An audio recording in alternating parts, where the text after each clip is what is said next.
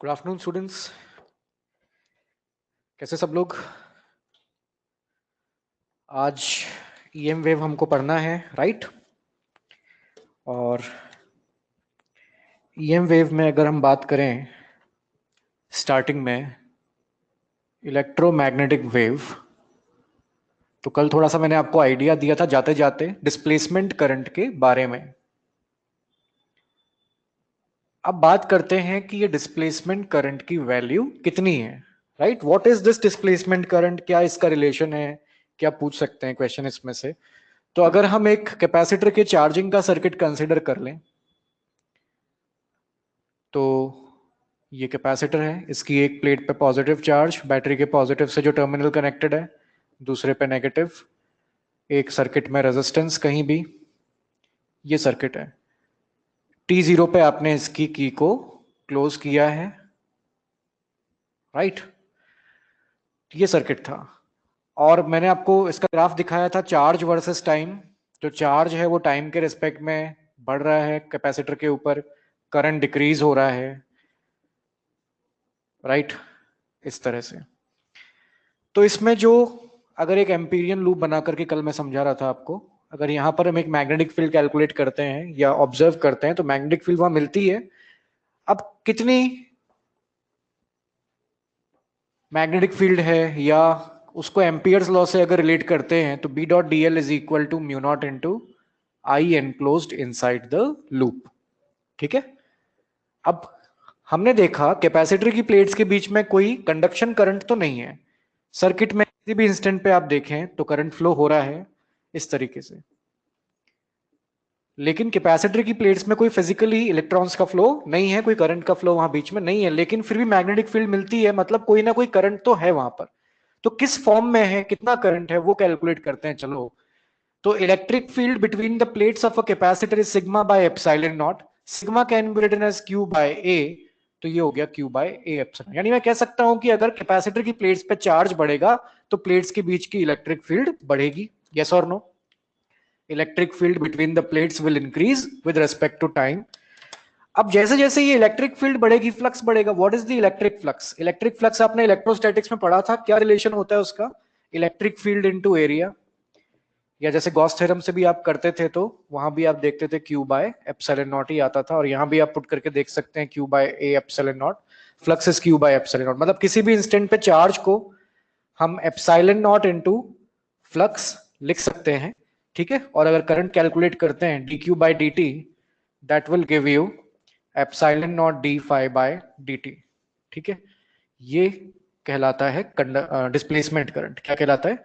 और कोई घबराने वाली बात नहीं है एक्चुअली। अगर आप बात करें किसी भी इंस्टेंट पे, तो डिस्प्लेसमेंट करंट और कंडक्शन करंट हमेशा आपस में एक दूसरे के इक्वल होते हैं।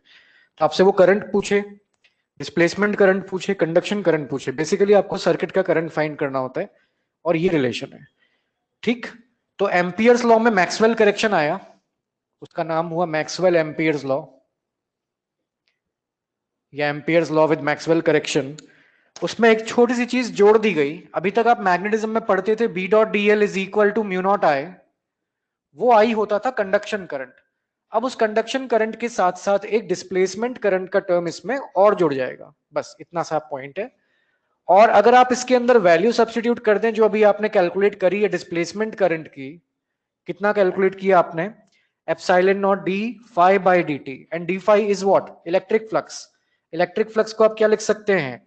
Electric field into area. Area constant है, इलेक्ट्रिक फील्ड वेरी हो रही है, तो एरिया को भी बाहर ले गए, डी बाई डी टी आ गया हमारे पास, ठीक है। तो ये हमारे पास में डिस्प्लेसमेंट करंट का रिलेशन है इलेक्ट्रिक फील्ड के टर्म्स में। यहां मैं आई डी की प्लेस पे इसको सब्सटीट्यूट करता हूं, तो यहां से एक इंटरेस्टिंग बात हमको पता लगती है। इस बॉक्स के अंदर आप देखिए कि टाइम वेरिंग इलेक्ट्रिक फील्ड, ऐसी इलेक्ट्रिक फील्ड जो टाइम के रिस्पेक्ट में चेंज हो रही हो, उसकी वजह से एक मैग्नेटिक फील्ड प्रोड्यूस होती है। ये एक इंपॉर्टेंट रिजल्ट था, ठीक है। फिर मैक्सवेल ने 4 इक्वेशंस बताई पूरी इलेक्ट्रोडायनेमिक्स में से, जो रिस्पॉन्सिबल हैं ईएम वेव्स के प्रोडक्शन के लिए और उनके प्रोपगेशन के लिए। उनमें सबसे पहली इक्वेशन बताई तो नाम हो जाएगा Maxwell's equations. First Maxwell equation is Gauss law of electrostatics. Electrostatics का जो गॉस लॉ है, यानी integration E over a closed area is given by charge enclosed inside that Gaussian surface divided by epsilon naught। इस equation को उन्होंने पहली Maxwell equation यानी पहली इक्वेशन बताई। Second Maxwell equation is Gauss law of magnetism. ये आपने magnetism में पढ़ा होगा। गॉस लॉ ऑफ मैग्नेटिज्म कहता है मैग्नेटिक फील्ड का integration over an area is given by zero, यानी किसी भी क्लोज सरफेस का मैग्नेटिक फ्लक्स हमेशा क्या होगा, जीरो, क्योंकि magnetic field lines close loop बनाती हैं। किसी भी क्लोज सरफेस में जितने मैग्नेटिक फील्ड लाइंस बाहर निकलेंगी उतने क्या होंगी, enter, so net will always be zero. Third is Faraday's law of electromagnetic induction. हमने जब EMI पढ़ा था इसी क्लास में, तब फेराडेज लॉ पढ़ाया गया था, E equal to minus d∅ by dt। तो जब इंड्यूस इलेक्ट्रिक फील्ड बता रहा था मैं आपको, तो हमने इंड्यूस EMF को इंड्यूस इलेक्ट्रिक फील्ड के टर्म्स में लिखा था E.dl, राइट। और यहां पर ये मैग्नेटिक फ्लक्स होता है, तो मैग्नेटिक फ्लक्स को भी आप क्या लिख सकते हो, जैसे इलेक्ट्रिक फील्ड में किया, इलेक्ट्रिक फ्लक्स में किया, वैसे एरिया बाहर लेकर के आप dB/dt इस फॉर्मेट में इसको लिख सकते हैं। ठीक है, अब यहां से भी क्या चीज समझ में आ रही है, देखिए आप, कि time varying magnetic field produces electric field. वहां पे क्या हो रहा था, time varying electric field was producing magnetic field. Time के साथ चेंज होने वाली मैग्नेटिक फील्ड इलेक्ट्रिक फील्ड को प्रोड्यूस करती है, और टाइम के साथ चेंज होने वाली इलेक्ट्रिक फील्ड मैग्नेटिक फील्ड को प्रोड्यूस करती है। और इलेक्ट्रोमैग्नेटिक वेव के अंदर ये दोनों होती हैं। अगर हम किसी तरीके से भी चार्ज को एक्सेलरेट करके या जैसे भी है, हमने एक इलेक्ट्रोमैग्नेटिक वेव बनाई, अगर मैं डायग्राम के थ्रू इलेक्ट्रोमैग्नेटिक वेव दिखाने की कोशिश करूं, तो मान लीजिए ये अपना एक कार्टेशियन कोऑर्डिनेट सिस्टम है, ऑर्थोगोनल XYZ तीनों एक्सेस हैं। अब इसमें क्या होता है, एक होती है इलेक्ट्रिक फील्ड की wave E0 sign omega T minus KX, ठीक है, J कैप। एक हो गई magnetic field B0 sign omega T minus KX K cap. और वेव, जो इलेक्ट्रोमैग्नेटिक वेव है, उसके प्रोपगेशन की जो डायरेक्शन है वो हम इस इक्वेशन से पता कर सकते हैं, इस क्रॉस प्रोडक्ट से पता कर सकते हैं। देखिए इलेक्ट्रिक फील्ड J कैप के अलोंग थी, cross magnetic field K cap के अलोंग है, और J क्रॉस K क्या होता है बताइए, J cross K is positive I, that means the wave will be propagated in positive X direction। इस इलेक्ट्रोमैग्नेटिक वेव का अगर डायग्राम बनाएं तो कुछ इस तरह से बनना चाहिए। इलेक्ट्रिक फील्ड होगी प्रोपगेट तो X एक्सिस के अलोंग, लेकिन उसका ऑसिलेशन होगा Y एक्सिस के अलोंग। नर्चर में आपने वेव्स पढ़ा है, ट्रांसवर्स वेव्स के बारे में पढ़ा होगा। ये ट्रांसवर्स वेव की स्टैंडर्ड इक्वेशन है। इलेक्ट्रिक फील्ड की वेव भी ट्रांसवर्स वेव है, मैग्नेटिक फील्ड की वेव भी ट्रांसवर्स वेव है। तो अगर मैं इलेक्ट्रिक फील्ड की वेव यहां बनाता हूं, तो इलेक्ट्रिक फील्ड की वेव ट्रेवल तो करेगी X एक्सिस के अलोंग, इसकी जो एनर्जी ट्रांसफर होगी वो X एक्सिस के अलोंग होगी। लेकिन अगर हम इसके ऑसिलेशन को देखते हैं, तो ऑसिलेशन कौन से कैप में हो रहा है, J, इस तरह से।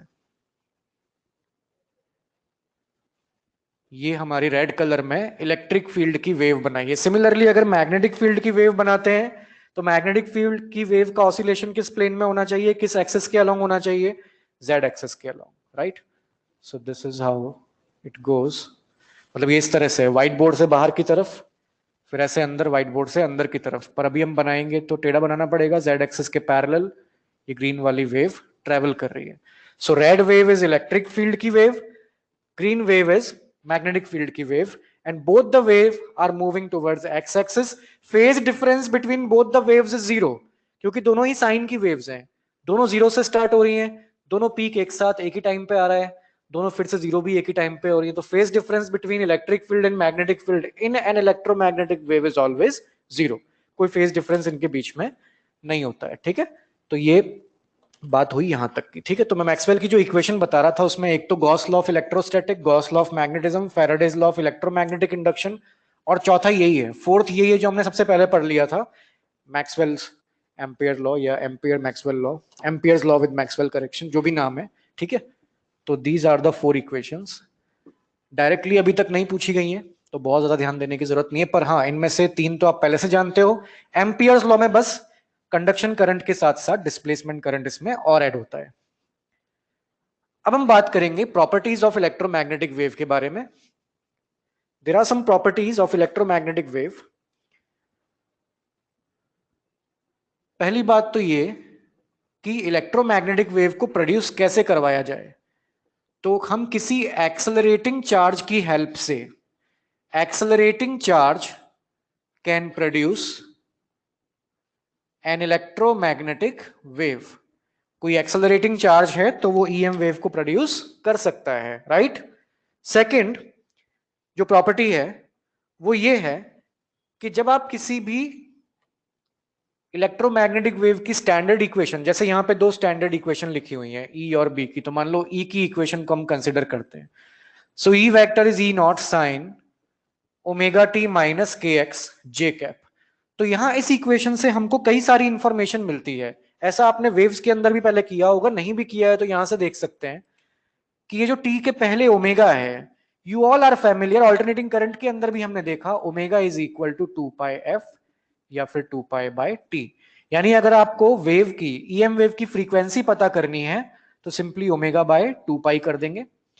ऐसे ही जो के है, ये एंगुलर वेव नंबर या वेव कांस्टेंट, अलग अलग नाम से बुलाते हैं इसको। तो ये जो कांस्टेंट है, this k is equal to 2 pi by lambda, that means lambda is equal to 2 pi by k. Okay, और इन दोनों की हेल्प से आप स्पीड पता कर सकते हो, क्योंकि देखो स्पीड क्या होती है, distance travelled by wave in time t, 1 by t is nothing but this. तो ऐसे आप इनके बीच में रिलेशन बना सकते हो। फ्रीक्वेंसी या लैम्डा विल बी, हाँ lambda will be V by frequency या V will be lambda into frequency. जो भी चीज आपसे पूछी जाती है वो आप बता सकते हैं। ऐसे ही ओमेगा में भी आप इसको कन्वर्ट कर सकते हो। मतलब बेसिकली स्टैंडर्ड इक्वेशन में से भी क्वेश्चन आ सकता है, जैसे वेव्स वाले चैप्टर में 11th क्लास में आता था, सेम उसी पैटर्न पे, है ना। So this is the another property of a electromagnetic wave. I hope you are able to understand. Wave के प्रोपगेशन की डायरेक्शन मैंने आपको सिखाई दी। आपको इलेक्ट्रोमैग्नेटिक वेव के प्रोपगेशन की डायरेक्शन इससे पता लगानी होती है, v vector is equal to E cross B. One more equation which you need to remember is electromagnetic wave in air और in free space travels with the speed of light. Electromagnetic wave speed of light से travel करता है, इस equation से आप find out कर सकते हैं। यहां जब कांस्टेंट्स की वैल्यू करेंगे, किसी और मीडियम में आते हैं, in other medium the speed will reduce, mu naught की जगह पे mu r into mu naught यानी कि मीडियम की परमिएबिलिटी, और एप्सिलॉन नॉट की जगह epsilon r into epsilon naught यानी कि मीडियम की परमिटिविटी। ये दोनों पुट करेंगे तो सी से थोड़ा कम, कोई ना कोई फैक्टर डिनोमिनेटर में एक्स्ट्रा आ जाएगा सी के अलावा। या ऐसे भी लिख सकते हैं सी अपॉन म्यू आर और एप्सिलॉन आर का रूट। ओके, है ना। तो इस पे क्वेश्चन एम्स में आया हुआ है, नीट में कोई ज्यादा क्वेश्चन इसमें से नहीं आते हैं। तो ये सारी काम की बातें हो गई। एक आप इसको कन्वर्ट करके ऐसे भी लिख सकते हो, फ्रीक्वेंसी इज ओमेगा बाय 2 पाई। अच्छा ये हमने ऊपर लिख दिया था, फाइन, ठीक है, बाकी सब तो फिर हमने देख लिया है। One more relation which you need to keep in mind is E is in B into C. C is speed of light, B is magnetic field, E is electric field. चाहे पीक वैल्यू हो या किसी instant पे value calculate कर रहे हो, electric field की value अगर पता है इलेक्ट्रोमैग्नेटिक वेव के अंदर, तो मैग्नेटिक फील्ड की वैल्यू पता कर सकते हैं, और मैग्नेटिक फील्ड की वैल्यू पता है तो इलेक्ट्रिक फील्ड की वैल्यू इस रिलेशन से पता कर सकते हैं। तो चलो फटाफट से मैं कुछ न्यूमेरिकल्स आपको इसके बता देता हूं। हाँ, के का जो फॉर्मूला बता रहा था मैं आपको, यहां के को अगर आप ओमेगा के साथ रिलेट करना चाहते हैं तो इस फॉर्मेट में चेंज हो जाएगा, k is omega by c in free space, in some other medium it will be omega upon जो दूसरी वेलोसिटी है। तो ठीक है, एक क्वेश्चन के थ्रू समझते हैं। मैं नीट में आए हुए 2 सवाल आपको करवाता हूं जो अभी तक की इंफॉर्मेशन पे पूछे गए हैं हमसे।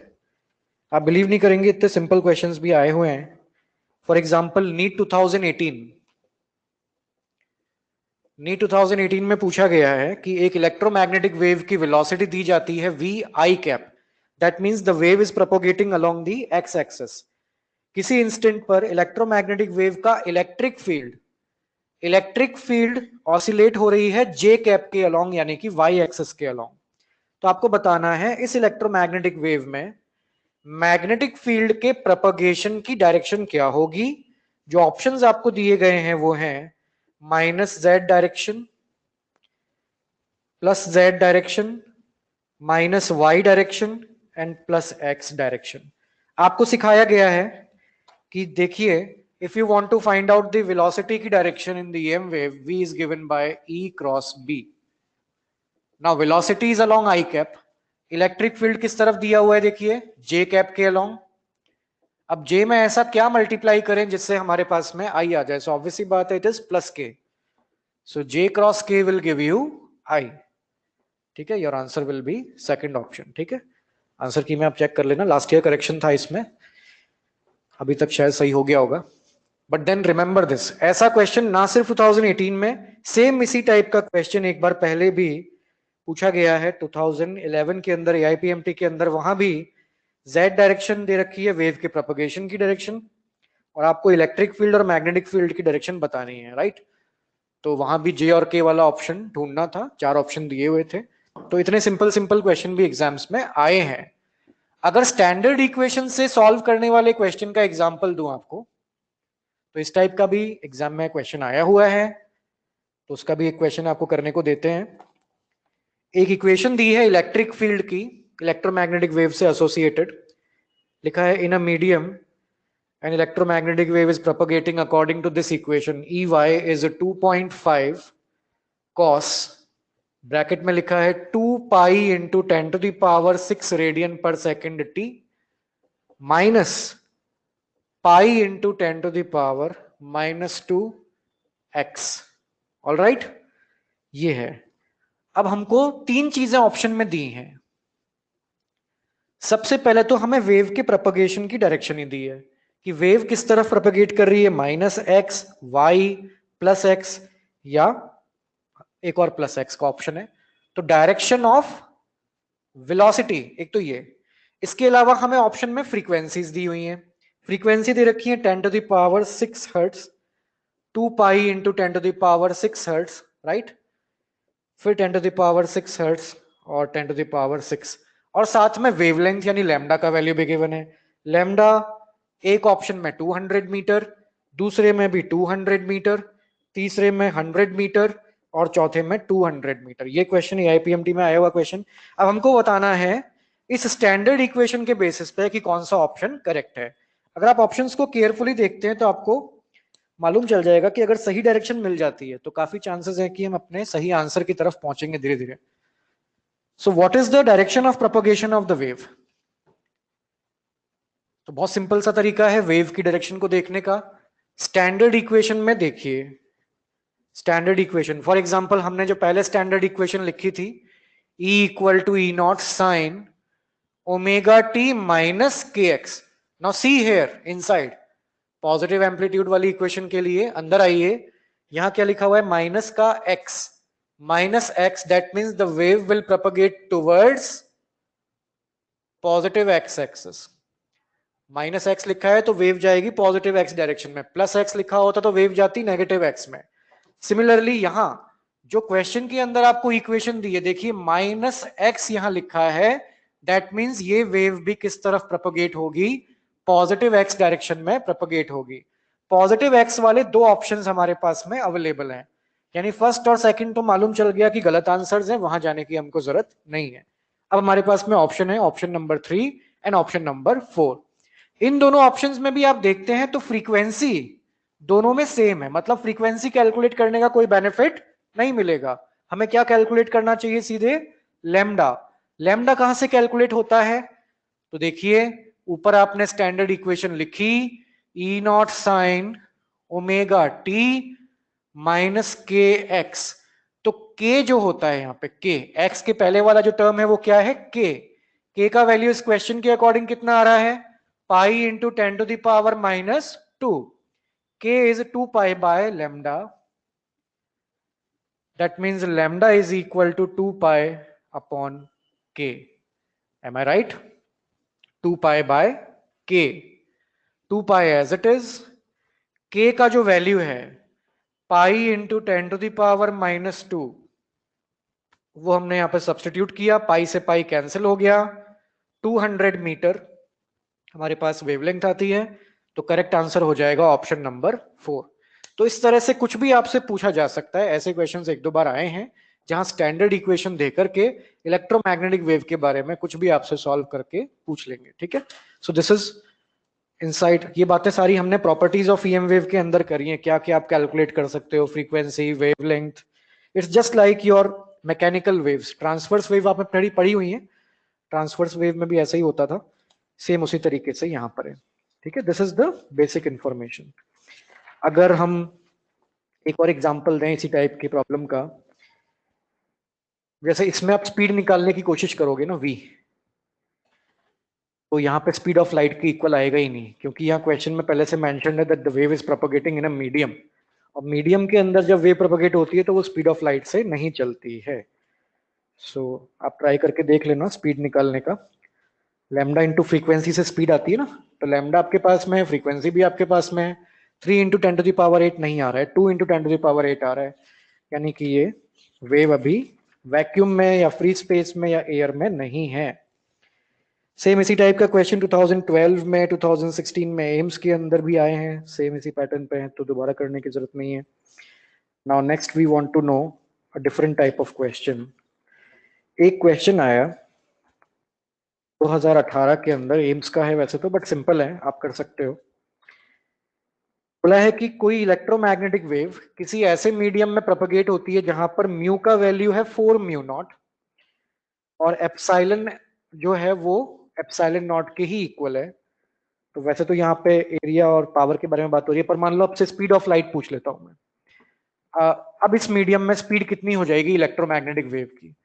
तो देखिए वैक्यूम में क्या होता था ये, और किसी मीडियम में आप चले गए तो वहां पे क्या हो जाएगा, म्यू नॉट की प्लेस पर 4μ0, राइट, और एप्सिलॉन नॉट की प्लेस पे epsilon not. So basically it will B c/2, यानी 3 इंटू 10⁸ का हाफ स्पीड से लाइट उस मीडियम में ट्रेवल कर रहा है। तो इस तरह से आपको स्पीड कैलकुलेट करने को भी दे सकते हैं। एक क्वेश्चन आया कि अगर आपको हम इलेक्ट्रिक फील्ड का इक्वेशन दे दें या वैल्यू दे दें, तो क्या आप मैग्नेटिक फील्ड का वैल्यू या इक्वेशन फाइंड आउट कर सकते हो या नहीं कर सकते हो? तब देखो simple simple basic basic properties पे कितने टाइप के क्वेश्चंस बन सकते हैं। तो इस टाइप का भी एक प्रैक्टिस के लिए कर लेते हैं। मान लीजिए मैं आपसे बोलूं इलेक्ट्रिक फील्ड का एम्पलीट्यूड दिया है किसी वेव का, amplitude of electric field in an EM wave is 300 volt per metre, then find the amplitude of magnetic field. तो मैंने आपको रिलेशन बताया था E not is equal to B not into C, that means B not will be equal to E not upon C. E not is 300, C is 3 into 10⁸, 3 and 3 क्या हो जाएंगे, cancel, so basically you are left with 10⁻⁻6 Tesla, ठीक है। This is the correct answer. ये तो basic हुआ, simple हुआ, ठीक है। अगर आपसे इक्वेशन बनाने के लिए बोलते हैं then you have to be careful. अगर मैं आपको एक इलेक्ट्रिक फील्ड की इक्वेशन दे दूं, it is given as E vector equal to 3 into 10⁻³ sin omega t minus kx j cap, right, and electromagnetic wave की इलेक्ट्रिक फील्ड का ये इक्वेशन है। Then you have to write the expression for magnetic field, what will be the magnetic field vector if the wave is travelling in free space. Free space में ही wave travel हो रही है ना। अच्छा, इस क्वेश्चन में अगर फ्री स्पेस नहीं होता, कोई मीडियम होता, तो मीडियम की वेलोसिटी आपको लेनी पड़ती, ठीक है। यहाँ पे स्पीड ऑफ लाइट ले लिया या ईएम वेव का वैक्यूम का स्पीड ले लिया, ठीक है ना। What is the method to solve this? भाई सीधी सी बात है, इलेक्ट्रिक फील्ड और मैग्नेटिक फील्ड में जीरो फेज डिफरेंस होता है। अगर इलेक्ट्रिक फील्ड की इक्वेशन साइन में है, दैट मींस मैग्नेटिक फील्ड की इक्वेशन भी आएगी तो साइन में। आगे कोई एम्पलीट्यूड होगा बी नॉट, वो बी नॉट हमें फाइंड करना है। अंदर सब कुछ सेम चलेगा, फेज एंगल में कोई डिफरेंस नहीं होता, जैसा कि मैंने आपको बताया, राइट। यहां से मालूम चल रहा है that the wave is propagating towards positive x, तो अब आपको ये कंडीशन भी सेटिस्फाई करवानी है। इक्वेशन अगर दी होगी एग्जाम में, ऑप्शन अगर दिए होंगे, तो उसमें ये आई जे के भी तो मैच होना चाहिए अपना। So the wave is propagating, minus x लिखा है मतलब wave is propagating towards positive x direction, I cap. Electric field is oscillating along J cap. तो बताइए मैग्नेटिक फील्ड में फिर से क्या आना चाहिए, कौन सा कैप, के कैप। तो जो आपकी इक्वेशन बनेगी मैग्नेटिक फील्ड वो के कैप की बनेगी। अब फटाफट से ऐसे टाइम पे एग्जाम में ऑप्शन चेक करना, कहीं ऐसा तो नहीं है के कैप वाला एक ही ऑप्शन हो, अगर है तो आगे करने की जरूरत नहीं है। अगर मोर देन वन ऑप्शन है तो फिर आपको बी नॉट कैलकुलेट करना पड़ेगा सेम इसी तरीके से। यानी again B naught is equal to E naught divided by C. E naught is 3 into, देखो ये एम्पलीट्यूड है इलेक्ट्रिक फील्ड का, यानी ये ई नॉट है 3 into 10⁻³ divided by 3 into 10⁸। 3 and 3 again get cancel, कितना आ गया 5 माइनस का, है ना। सो ये यहाँ पे लाके आपने पुट कर दिया, तो ये ब्लू कलर में जो लिखी हुई है ये आपकी एक इक्वेशन हो गई। 10⁻⁻5 sign omega T minus K X K cap. तो ये थोड़ा सा लंबा काम हो जाएगा, है तो सब कुछ इजी, ना तो ये टफ है, ना ये टफ है, ना ही ये टफ है। बस हाँ तीन चीजें हमें एक साथ करनी पड़ सकती हैं अगर ऐसा क्वेश्चन आता है तो, ठीक है। तो ये सब जो क्वेश्चंस अभी हमने देखे ये प्रॉपर्टीज ऑफ ईएम वेव पे बेस्ड थे, बेसिक प्रॉपर्टीज पे बेस्ड थे। अब आगे बढ़े और कुछ अच्छे टॉपिक्स की तरफ चलते हैं, यानी कि एनर्जी, पॉइंटिंग वेक्टर वगैरह वगैरह। So let's move ahead. Now we are going to talk about energy of an EM wave. तो इलेक्ट्रिक फील्ड और मैग्नेटिक फील्ड दो फील्ड्स होती हैं, दोनों ऑसिलेट कर रही होती हैं सेम फेज में, जीरो फेज डिफरेंस पर। ऐसी वेव को आप ईएम वेव बोलते हो, डायग्राम भी अभी आपने देखा। अगर इसकी एनर्जी कैलकुलेट करनी हो तो क्या क्या हमें दिमाग में रखना होगा। तो सबसे पहला point, energy of an electromagnetic wave. So first know mathematically, forget the physical parts, mathematically एक इलेक्ट्रोमैग्नेटिक वेव में क्या क्या है, एक इलेक्ट्रिक फील्ड वेक्टर और एक magnetic field vector. Electric field vector let us say is E not sine omega T minus K X J cap, and magnetic field vector is B not sine omega T minus K X K cap, let us assume, ठीक। अब मैं electromagnetic wave की energy find out करना चाहता हूं, energy density. Energy के साथ एक वर्ड यहां पे और जोड़ देता हूं, एनर्जी डेंसिटी, यानी एनर्जी पर यूनिट वॉल्यूम। तो मैं अगर एनर्जी डेंसिटी कैलकुलेट करना चाहता हूं इलेक्ट्रोमैग्नेटिक वेव की, तो उसमें दो कंपोनेंट्स आएंगे, energy of electric field, energy density of electric field, and energy density of magnetic field. Electric field की एनर्जी डेंसिटी कितनी होती है, half epsilon naught E square, और मैग्नेटिक फील्ड की एनर्जी डेंसिटी आपने पढ़ी है कितनी होती है, B square by 2 mu naught. ये टोटल जो एनर्जी आएगी ये एनर्जी डेंसिटी होगी इलेक्ट्रोमैग्नेटिक वेव की। नाउ इंटरेस्टिंगली इलेक्ट्रोमैग्नेटिक वेव में जो टोटल एनर्जी है वो इलेक्ट्रिक फील्ड और मैग्नेटिक फील्ड में इक्वली डिवाइडेड रहती है। कैसे डिवाइडेड रहती है, इक्वली, देयर आर नो मतलब पार्शियलिटी नहीं है, दोनों बराबर बराबर हैं। तो हम ये कह सकते हैं दैट इलेक्ट्रिक फील्ड की एनर्जी डेंसिटी और मैग्नेटिक फील्ड की एनर्जी डेंसिटी दोनों इक्वल हैं। यानी हम ये भी कह सकते हैं कि ईएम वेव की total energy density can be calculated by 2 times energy density of electric field या फिर 2 times energy density of magnetic field. यानी इसका डबल कर दें और इसका भी डबल कर दें तो डायरेक्ट आपके पास ईएम वेव की एनर्जी डेंसिटी का वैल्यू आ जाएगा। Is it clear. तो 2 से मल्टीप्लाई करिए एप्सिलॉन नॉट ई स्क्वायर, और यहां पे 2 से मल्टीप्लाई करिए तो B square by mu naught. Okay. अब यहां पे लेकिन एक छोटी सी समस्या है, छोटी नहीं बहुत बड़ी समस्या है। समस्या ये है कि मान लो हमसे पूछ लिया कि भाई साहब एक इलेक्ट्रोमैग्नेटिक वेव में इतनी इलेक्ट्रिक फील्ड है और इतनी मैग्नेटिक फील्ड है, तो अब बताइए उसकी टोटल एनर्जी कितनी है। अच्छा, एनर्जी ऑफ ईएम वेव क्या फॉर्मूला है, एप्सिलॉन नॉट और किसका स्क्वायर, ई का स्क्वायर। ई कितना है, ई इतना है, पुट करिए जरा, E not square sine square omega T minus K X. Obviously कोई एग्जाम में ये सब काम नहीं करना चाहता।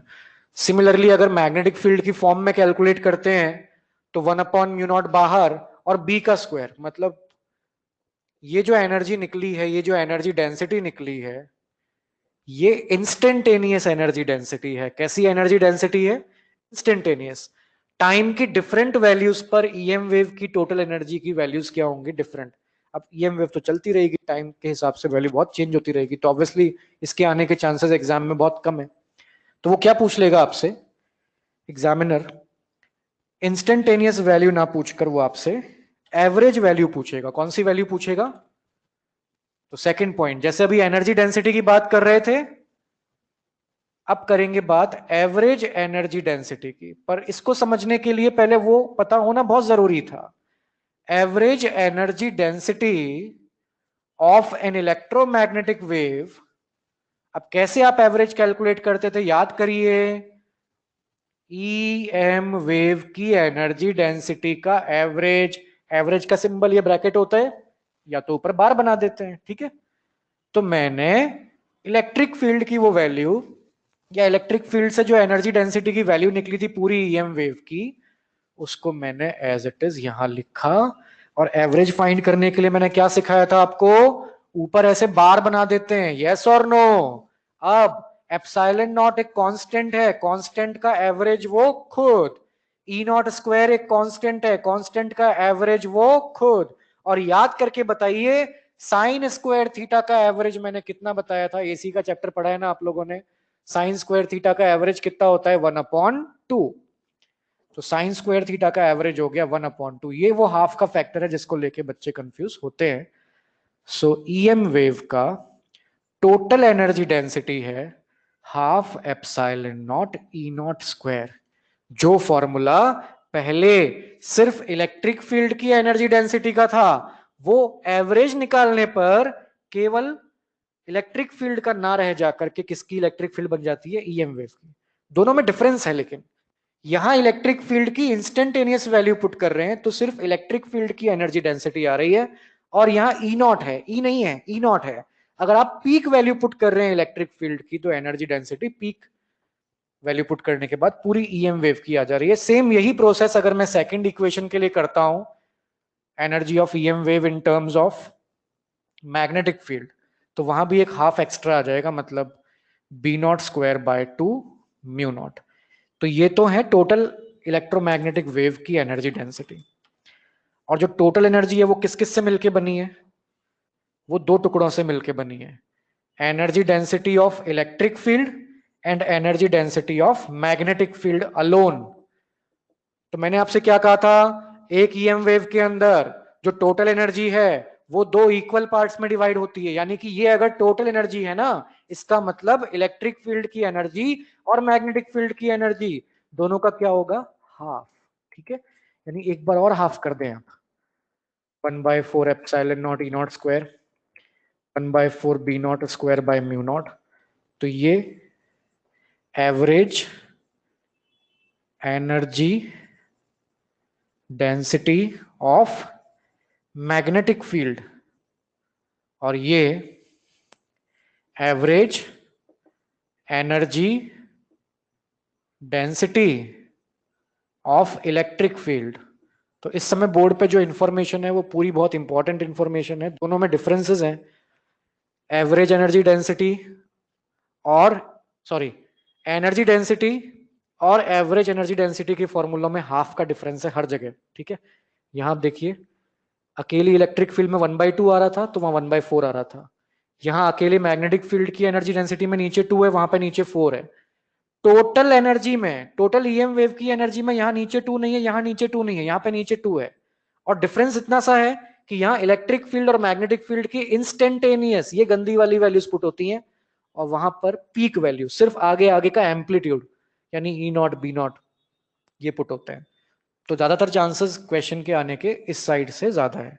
तो इसको ध्यान से अपने पास में पहले से लिखा होगा आपके नोट्स में, ध्यान से वहां पे इसको टिक कर लेना कि भाई ये इंपॉर्टेंट है। तो ये एनर्जी डेंसिटी और एवरेज एनर्जी डेंसिटी में बेसिक डिफरेंस मैंने आपको समझा दिया। अब बात करेंगे हम पॉइंटिंग वेक्टर। के बारे में। पॉइंटिंग वेक्टर, इंटेंसिटी वगैरह के सवाल है, अच्छे अच्छे क्वेश्चंस बनते हैं यहाँ से भी। So let's remove this.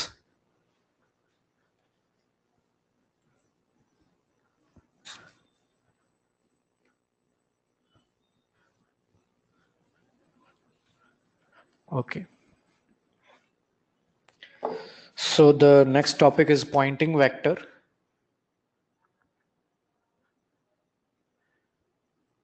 तो अगर हम डेफिनेशन देखें तो कोई ज्यादा खास काम की है नहीं। Energy crossing per unit area per unit time. Unit area से यूनिट टाइम में क्रॉस होने वाली जो एनर्जी है उसको पॉइंटिंग वेक्टर कहते हैं। यानी डिफाइन करा जाए तो एनर्जी पर unit area per unit time. लेकिन मैथमेटिकली आप जब सॉल्व करेंगे तो आपको यहाँ पर एनर्जी तो दी होगी नहीं, आपको तो इलेक्ट्रिक फील्ड दी जाएगी और मैग्नेटिक फील्ड दी जाएगी। तो उसकी फॉर्मेट में करते हैं तो एस वेक्टर यानी Poynting vector is represented by E vector cross B vector divided by mu naught. और अगर केवल मैग्नीट्यूड देखते हैं तो E into B by mu naught. और ई बी और सी में रिलेशन सिखाया था मैंने आपको, E is equal to C into B. तो अगर मैं E की प्लेस पे C इंटू बी करता हूं तो C B square by mu not आ जाएगा। और अगर B की प्लेस पर मैं E बाय सी पुट करता हूं, है ना, B की प्लेस पे E बाय सी, तो E square by C mu not आ जाएगा। दोनों ही रिलेशन सही है, ठीक है। तो C B square by mu not, E square by C mu not. लेकिन दिक्कत वही है, सेम टू सेम। यहाँ E और B की वो गंदी वाली वैल्यूज पुट करनी पड़ेंगी। E not sine omega T minus K X, B not sine omega T minus K X. यानी यहाँ भी एक क्वेश्चन बनने के चांसेस थोड़े से कम है।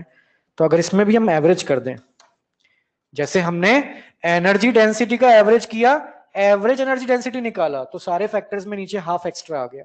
सेम वे में यहां भी पॉइंटिंग वेक्टर निकालने की जगह अगर आप एवरेज पॉइंटिंग वेक्टर निकालते हैं तो सेम वही रीजन है। यहां भी साइन स्क्वायर थीटा है, यहां भी साइन स्क्वायर थीटा है, यहां भी साइन स्क्वायर थीटा है। अभी तुमने वैल्यूज नहीं पुट करी ना, वैल्यूज पुट करो। न्यूमरेटर में हर एक टर्म के अंदर साइन स्क्वायर थीटा आ रहा है। और आप जब साइन स्क्वायर थीटा का कंप्लीट साइकिल के लिए एवरेज कैलकुलेट करेंगे तो इंटीग्रेशन से हमने एसी में करके देखा था, क्या आ जाता है, एक्स्ट्रा हाफ। तो क्वेश्चंस अगेन न्यूमेरिकल्स मॉड्यूल में जो दिए हैं वो सारे एवरेज पॉइंटिंग वेक्टर, जिसको एक और नाम से बुलाया जाता है, ये तीसरा टर्म था energy density, average energy density के बाद पॉइंटिंग वेक्टर, और चौथा है average of Poynting vector which is known as intensity of electromagnetic wave. क्या बोलेंगे इसको हम, intensity of electromagnetic wave. Average energy crossing per unit area, देखो ये क्या था, energy crossing per unit area per unit time, बस उसके आगे एवरेज लगा दो। यानी सारे फॉर्मूलों में, अब इसे इंटेंसिटी बोलेंगे ना, तो सारे फॉर्मूलों में नीचे 2 एक्स्ट्रा आ जाएगा। और इलेक्ट्रिक फील्ड और मैग्नेटिक फील्ड की एवरेज वैल्यूज की जगह पर इंस्टेंटेनियस वैल्यूज यूज होंगी। कौन सी वैल्यूज यूज होंगी, इंस्टेंट, सॉरी, इन सबकी इंस्टेंटेनियस वैल्यूज की जगह पे पीक वैल्यूज यूज होंगी। मैं एक बार लिख के वापस बोल देता हूं, राइट। तो मैंने कुछ भी नहीं किया, इन तीनों फॉर्मूलों के अंदर मैंने 2 लगा दिया, एक तो डिनोमिनेटर में जो एवरेज करने से आया है, और इंस्टेंटेनियस वैल्यूज की जगह पर मैंने क्या यूज करी है, पीक वैल्यूज। 200, 300, 500, एक सिंपल सा नंबर होगा, वो लाके सीधा आपको यहां पे पुट करना है, आपके पास में क्या आ जाएगी, इंटेंसिटी। कुछ क्वेश्चंस के अंदर सिर्फ इन फॉर्मूलों से काम नहीं चलता, वहां पर इंटेंसिटी ऑफ ईएम वेव का हमें एक और रिलेशन यूज करना पड़ता है, which is given as power per unit area. क्या रिलेशन है, पावर पर यूनिट एरिया। और किसी किसी क्वेश्चन के अंदर हमें ये दोनों यूज करने पड़ते हैं, ठीक है, इन दोनों का कॉम्बिनेशन यूज करना पड़ता है।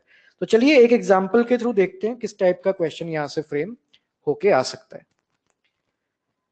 तो अपने मॉड्यूल का जो पहले नंबर का इलस्ट्रेशन है, इस चैप्टर का फर्स्ट इलस्ट्रेशन, उसमें पूछा जा रहा है इस टाइप का सवाल, तो वही मैं आपको करवा देता हूं। So let's remove this. NCERT में भी शायद इस टाइप का एक क्वेश्चन गिवन है, सो इंपॉर्टेंट है।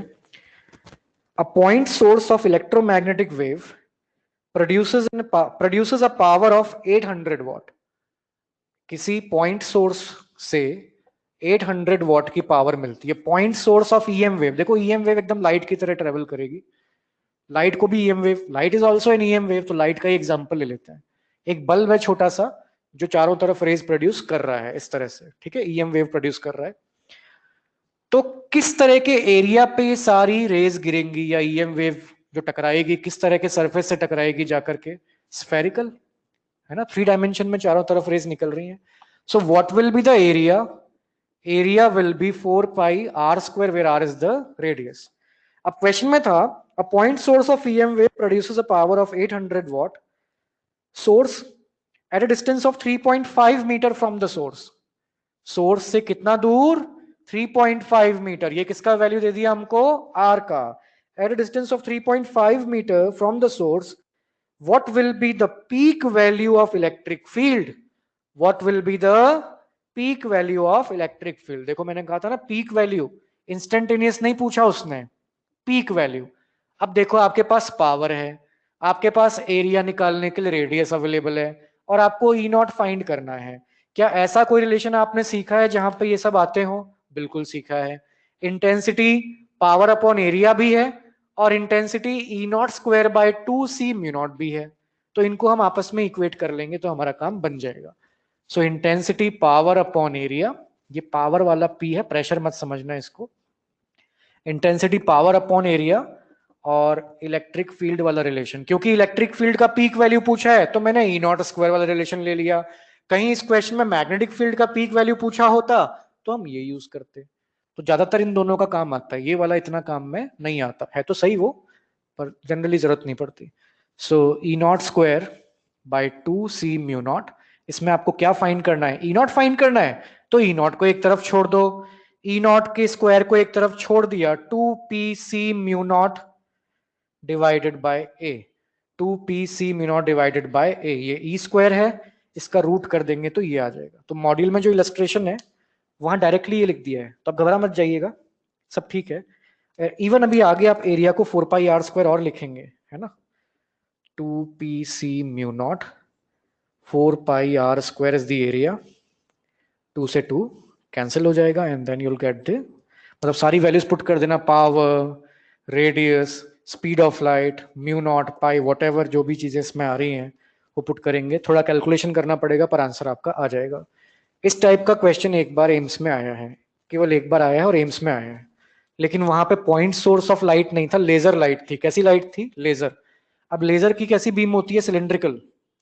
आप सबने लेजर लाइट कहीं ना कहीं देखी होगी, एक टॉय भी आता था बचपन में, खेलते थे लेजर लाइट वाला, रेड लाइट, तो उस टाइप की ही मान लीजिए आप, जो प्रॉपर लेजर है थोड़ी और उससे बेटर होती है। एक लेजर की बीम आप किसी सरफेस पर जब भेजते हैं तो वहां कैसा शेप बनता है? इस तरह का। लेजर लाइट चारों तरफ फैलती नहीं है बल्ब के लाइट की तरह, लेजर एकदम सिलेंड्रिकल बीम में ट्रेवल करेगा। मान लीजिए आपकी तरफ से लेजर आ रहा है व्हाइट बोर्ड की तरफ, तो ऐसा एक डिस्क का शेप बनेगा बोर्ड के ऊपर, है ना। यानी इस बार आप जब सॉल्व करेंगे क्वेश्चन को तो एरिया, सर्कल का एरिया आएगा पाई आर स्क्वायर, डिस्क का एरिया आएगा pi are square, rest everything will remain same. जहां आपने 4 पाई आर स्क्वायर लिखा है उसकी जगह पाई आर स्क्वायर एरिया पे ही अपनी जो ईएम वेव है वो प्रोपगेट हुई है, जाके टकराई है ना। So remember this. तो shape of the area question to question vary कर सकता है। I hope it is very easy, but केवल एक बार एम्स में आया है तो वो चीज माइंड में रखते हुए पढ़ना। फिर एक रिलेशन है जिस पर भी क्वेश्चन आया हुआ है, this relation is very simple, आप सबको इजीली याद हो जाएगा।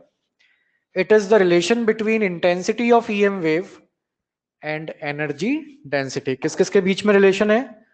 आई डोंट नो कितने टर्म्स चल रहे थे, 4 हो गए थे शायद, 5वां है। Intensity of EM wave versus, versus मतलब लड़ाई करा रहा हूं इसके, एनर्जी डेंसिटी, इनके बीच में रिलेशन बनाना है। और एवरेज एनर्जी डेंसिटी, कौन सी डेंसिटी? एवरेज।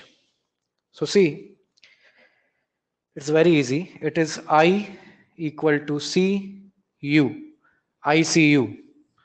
तो डॉक्टर लोग तो सब आप लोग बनने वाले हो मान लो, तो ICU तो आप जानते हो ना, तो इजीली याद हो जाएगा ना, फॉर्मूला याद नहीं करने की जरूरत है। I is the intensity of EM wave, C is the speed of light, U is the average energy density of EM wave. ठीक है, ये एक रिलेशन है। अगर इनमें से कोई भी एक चीज दी है तो दूसरे को, देखो सी तो पता ही है, आई देगा तो यू पूछ लेगा, यू देगा तो आई पूछ सकता है। This is the relation between both of them. और लास्ट में जो टर्म है pressure exerted by EM wave, तो प्रेशर भी इसके नीचे लिख देते हैं। ईएम वेव प्रेशर भी एक्सर्ट करेगी, ऑब्वियस सी बात है, जब इतनी एनर्जी है, आपने एनर्जी निकाली इस पे, इलेक्ट्रिक फील्ड के पास भी एनर्जी है, ईएम वेव के पास भी एनर्जी है, ऑब्वियसली कोई एनर्जी जाकर के किसी सरफेस से जब टकराएगी तो कुछ ना कुछ मोमेंटम चेंज तो होगा। मोमेंटम भी है मतलब बेसिकली, तो पहले मोमेंटम की बात कर लेते हैं। Momentum of EM wave, so momentum of EM wave, momentum of EM wave, इसका रिलेशन है P equal to U by C. अगर लाइट या ईएम वेव वैक्यूम में या एयर में ट्रेवल कर रही है तो U बाय सी, किसी और मीडियम में है तो स्पीड ऑफ लाइट की जगह जो लोअर वेलोसिटी है वो आ जाएगा। Okay, just remember these relations. ज्यादा चांसेस तो नहीं है बट आएगा तो बहुत इजी है, फिर आपको बुरा लगेगा कि इतनी सी चीज हमसे नहीं हुई। प्रेशर एक्सर्टेड पे आते हैं। फिर जब मोमेंटम है किसी चीज में, कोई मोमेंटम वाली चीज किसी स्टेशनरी चीज से टकराएगी तो प्रेशर एक्सर्ट होगा, फोर्स लगेगा। So pressure exerted by EM wave. अब इसमें दो तरह से क्वेश्चंस बन सकता है। मान लीजिए आपने एक ईएम वेव किसी बल्ब से ओरिजिनेट करवाई, प्रोड्यूस करवाई, रेडिएशन की फॉर्म में वो ईएम वेव आती है और सरफेस पर गिरती है ईएम वेव, और सरफेस उसको कंप्लीटली एब्जॉर्ब कर लेता है। If radiation is completely absorbed, if radiation is completely absorbed by the surface, तो क्वेश्चन में ये चीज मेंशन रहेगी कि अब क्या वो पूरी तरह से एब्जॉर्ब हुई है क्या। हाँ, अगर हुई है तो फिर प्रेशर का फॉर्मूला लगेगा I upon C, right. then it is defined as intensity of EM wave divided by the speed of light.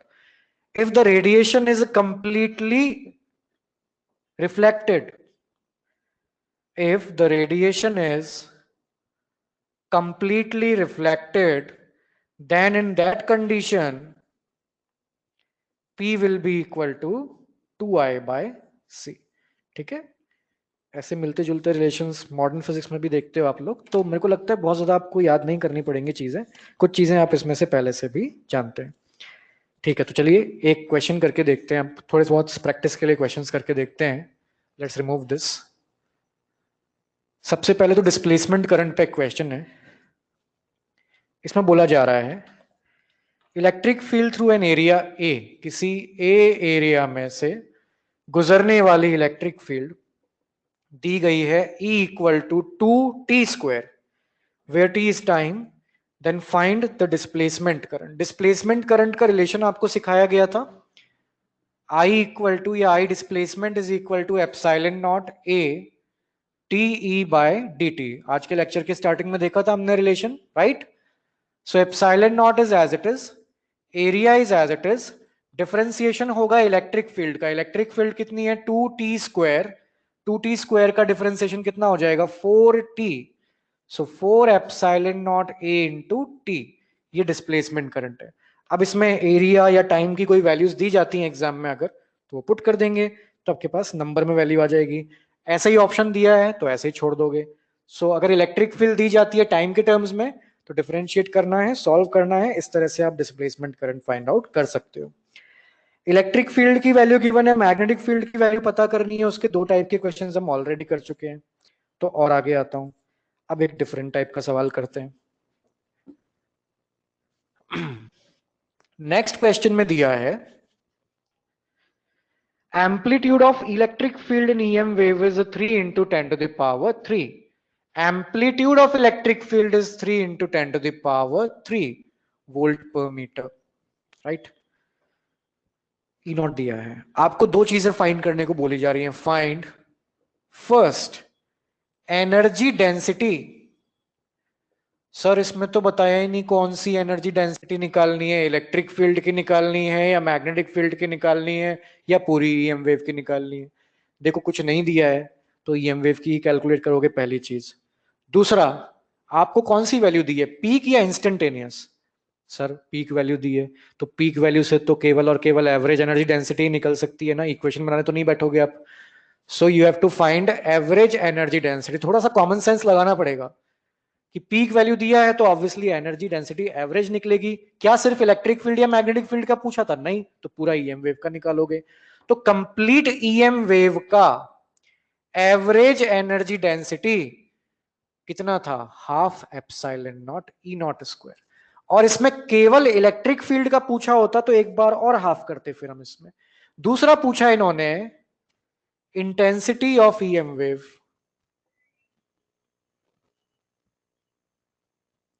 Next part में क्या पूछा है?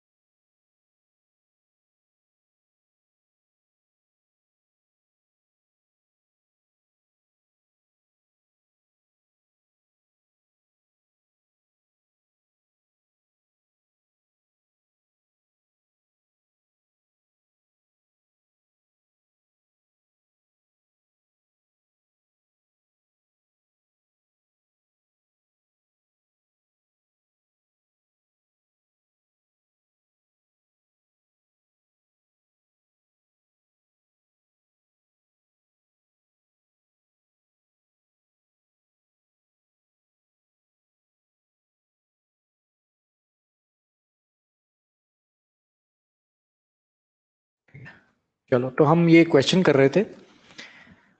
इसमें इलेक्ट्रिक फील्ड का पीक वैल्यू गिवन है, एनर्जी डेंसिटी पूछा था, तो हमने half epsilon naught E not square लगाना है इसके अंदर, ठीक है। अभी आप एप्सिलॉन नॉट के टर्म्स में चलने दो, सीधा ई नॉट स्क्वायर पुट कर दो। दूसरा पूछा है इंटेंसिटी ऑफ ईएम वेव। अब हम intensity of EM wave calculate करना चाहते हैं और हमारे पास एनर्जी डेंसिटी अवेलेबल है, तो हमारा काम आईसीयू वाले फॉर्मूले से हो जाएगा। ICU, I equal to C U. C is 3 × 10⁸ और एनर्जी डेंसिटी का जो वैल्यू यहां से कैलकुलेट होगा, मान लीजिए हम अगर वैल्यूज पुट करें, हाफ एप्सिलॉन नॉट को एज इट इज चलने देते हैं, 3 × 10⁻³ का स्क्वायर, तो यहां से जूल पर मीटर क्यूब में जो भी वैल्यू आएगा वो लाके यहाँ पे आप सब्स्टिट्यूट करेंगे तो आपके पास में इंटेंसिटी आ जाएगी, है ना। तो करके देखना, ये आंसर लगभग लगभग 12,000 वॉट पर मीटर स्क्वायर आना चाहिए अप्रोक्सीमेटली। अगर आप इसको लाते हैं सॉल्व करके तो ये लगभग 4 × 10⁻⁻5 आएगा। मेरे पास आंसर्स लिखे हुए हैं, तो आप घर पे सॉल्व करिएगा आज इनको, है ना। ये रिजल्ट्स आएंगे। तो आप देख रहे हो बहुत सिंपल सिंपल क्वेश्चंस हैं, you just need to put the values and get your answers. आपको सीधा सीधा वैल्यूज पुट करनी है और आपके आंसर्स आ जाएंगे, कोई दिक्कत वाली बात उसमें नहीं है। Now one more important thing, table जैसे याद करनी है। टेबल टेबल दे रखी है आपके मॉड्यूल के अंदर। तो मॉड्यूल में जो टेबल दे रखी है स्पेक्ट्रम की, मतलब सारे टाइप के ईएम वेव उसमें दिए हैं,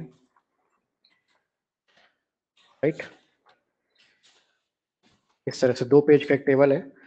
तो इसमें आपको अलग अलग टाइप की EM waves, gamma, x, ultraviolet, visible spectrum जो हम देख पाते हैं, है ना, माइक्रोवेव, रेडियो वेव्स, ये सब यहाँ पे इनके नाम। अब इनके वेवलेंथ हमको पता होने चाहिए एग्जाम वाले दिन, एनर्जी रेंज पता होनी चाहिए, और हमको फ्रीक्वेंसी रेंज पता होनी चाहिए, ठीक है। पर उसमें आप थोड़ा सा जुगाड़ कर सकते हो। मान लो आपने फ्रीक्वेंसी लर्न कर ली, so you can use this relation, frequency is C by lambda. तो लैम्डा कैलकुलेट कर सकते हैं आप सी बाय फ्रीक्वेंसी से। मतलब कोई भी एक चीज लर्न कर ली आपने फ्रीक्वेंसी या लैम्डा में से, तो दूसरा दूसरा वहां से कैलकुलेट हो जाएगा। सिमिलरली एनर्जी में भी आप इस तरह से कर सकते हो, है ना। या नहीं तो फिर देखो, एप्लीकेशंस तो याद करनी पड़ेंगी आपको। आपसे एग्जाम में इस टाइप के क्वेश्चंस पूछे गए हैं। 2011 में पूछा है microwave, ultraviolet rays, gamma rays, और एक और वेव, ऐसे कोई नाम दे देंगे 4, और आपको 4 ऑप्शंस देंगे और पूछेंगे इनमें से कौन से ऑप्शन में ये अपनी वेवलेंथ के डिक्रीजिंग ऑर्डर में है, यानी सबसे ज्यादा वेवलेंथ से शुरू करते हुए सबसे कम वेवलेंथ तक। ऐसा क्वेश्चन आया है, तो उस टेबल को हल्के में नहीं लेना। हमारा 1 घंटे में जो कुछ हमने पढ़ा है वो एक तरफ धरा रह जाएगा। देखो इस चैप्टर से एक क्वेश्चन आना है, तो कोई कंपलसरी नहीं है कि हमने जो सारी चीजें पढ़ी वो आए, जो पहले आई हैं वो दोबारा आए, है ना। आपसे टेबल में से कुछ पूछ लेंगे, है ना। ऐसा भी क्वेश्चन आया है 2015 में कि एक ईएम वेव है जिसकी एनर्जी की रेंज 15 किलो इलेक्ट्रॉन वोल्ट है, और 4 ऑप्शन दे दिए, गामा, एक्स, अल्ट्रावायलेट और माइक्रोवेव। मान लो कुछ भी ऐसे 4 ऑप्शन बना दिए। तो आपको पता होना चाहिए कि वो रेंज किस में आ रही है। वो रेंज नहीं लर्न होगी तो फिर आप नहीं चूज कर पाएंगे, है ना। तो ऐसे क्वेश्चंस आए हैं, आपकी सारी मेहनत एक तरफ और ये टेबल एक तरफ, ठीक। सेम इसी टाइप से और भी क्वेश्चंस पूछे गए हैं, है ना। तो बहुत ज्यादा तो नहीं, पर हाँ 2 बार तो ऐसे सवाल आए ही हैं। So you have to be careful, कभी भी वो दुर्घटना वापस हो सकती है, ठीक है। So with this your chapter is now completed properly. इसमें फर्स्ट एक्सरसाइज में जो क्वेश्चन है मॉड्यूल में वो उतने रेलेवेंट नहीं है, उसमें से क्वेश्चंस आने की प्रोबेबिलिटी थोड़ी सी कम है, पर वो सारे टेबल वाले क्वेश्चंस हैं, है ना। तो टेबल की प्रैक्टिस के लिए उनको करना है। सेकंड एक्सरसाइज जरूर जरूर आपको सॉल्व करनी है। कोई भी दिक्कत आए तो आप पूछ सकते हैं, है ना। अभी नंबर दे देंगे सर आपको, आप ई सॉल्यूशन पे भी डाल सकते हो और पर्सनली भी पूछ सकते हो, कोई दिक्कत नहीं है। और बस दैट्स ऑल, सारी चीजें इसमें हमने कर ली हैं। जैसे आप मॉड्यूल खोल के देखेंगे, कुछ भी ऐसा नहीं लगेगा जो आपको नहीं आता हो, है ना। But read the question carefully, उसने पूछा क्या है। जैसे इलस्ट्रेशन नंबर 3 में पूछा जा रहा है इलेक्ट्रिक फील्ड की एवरेज एनर्जी डेंसिटी, तो उसमें फिर 1/4 लगा देना आप सीधा, है ना। इसके सॉल्यूशन को ना देखें, खुद से जो मैंने फॉर्मूला बताया वो लगाएं। दूसरा, ये भी सही है लेकिन इनका तरीका अलग है। सेकंड, जो इलस्ट्रेशन 5 और 6 हैं इनमें भी यही चीज कर रखी है। कहीं पर तो एनर्जी डेंसिटी पूछी है पूरी टोटल वेव की, 6th इलस्ट्रेशन के अंदर वेव की तो पूछी है, फिर उसका हाफ वापस से करके इलेक्ट्रिक फील्ड की भी और मैग्नेटिक फील्ड की भी एनर्जी डेंसिटी पूछी हुई है। तो मैं वही कहना चाह रहा हूँ, क्वेश्चन को बहुत ध्यान से पढ़े तो आप आराम से 4 नंबर यहाँ से स्कोर कर सकते हो। बहुत सिंपल चैप्टर है, सारी चीजें आपको बताई हैं। So thank you and God bless you, have a nice day. बहुत अच्छे से पढ़िए, नीट की तैयारी करिए, और बोर्ड्स में भी आ सकता है क्वेश्चन इसका। All the best, thank you, God bless you.